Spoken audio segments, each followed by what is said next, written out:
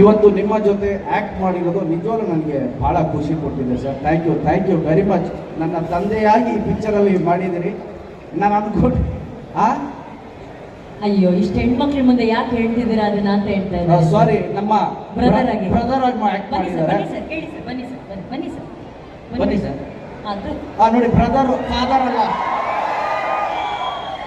ಇಲ್ಲಿ ನಾನು actually reveal ಮಾಡಬಾರ್ದು ಅಂತಿದ್ದೆ, ಬಟ್ ಇವ್ರು ಗಣೇಶ್ ರಿವೀಲ್ ಮಾಡಿಕೊಟ್ಬಿಟ್ಟ. ಶೂಟಿಂಗಲ್ಲಿ ಆಕ್ಚುಲಿ ನಮಗೆ ಕಥೆಯಲ್ಲಿ ಬಂದಿದ್ದು